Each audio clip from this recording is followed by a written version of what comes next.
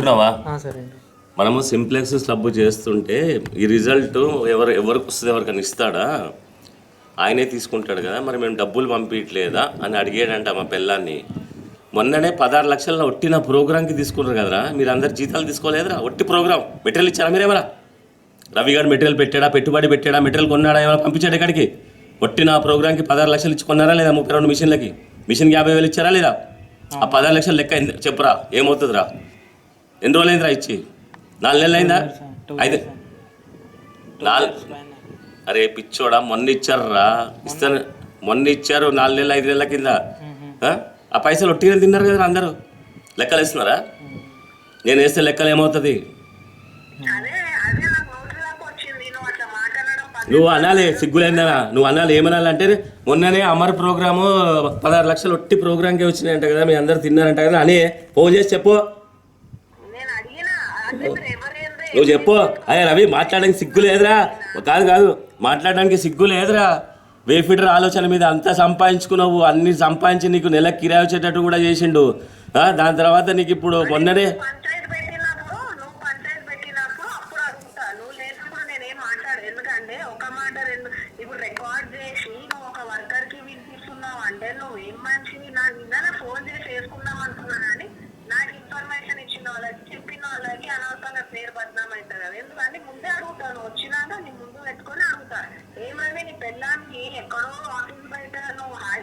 కాదు ఒక నిమిషము నువ్వు ఇప్పుడే లైన్లో ఉండి నేను ఫోన్ చేస్తాను రవి గారికి. నేను ఇప్పుడు ఫోన్ చేసి వాడిని అడగాలి అంతే.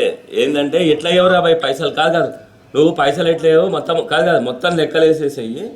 నువ్వు ప్రోగ్రాము లేదు. నాకు ఈరోజు ఈ మ్యాటర్ తెలుసుకునే వరకు నాకు నిద్ర పట్టదు. వచ్చినాక కాదు, ఆల్రెడీ అయిపోయింది. వాడు ఏంది మొత్తం అన్ని తీసేసుకున్నాక ఇంకేం పీకాలడా?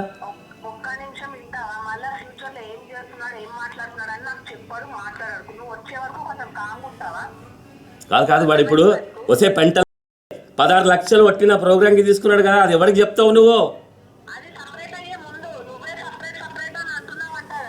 అరే ఇగో కాదు అన్నీ నా మీద తోసినోడు సిగ్గుచరమ ఆడబట్లోడు. అవే డైరెక్ట్ అన్ని చేస్తున్నాడు. వర్కర్లు అందరూ ఉన్నారు, ఎవరికేం తెలీదా?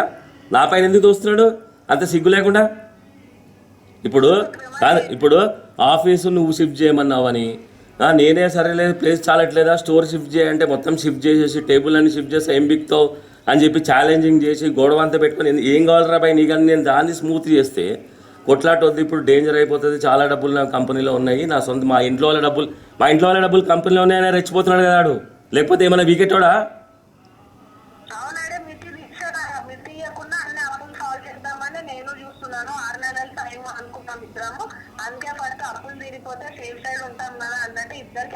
సరే నేను ఇప్పుడు ఆడికి ఫోన్ చేసి మళ్ళీ ఫోన్ చేస్తాను.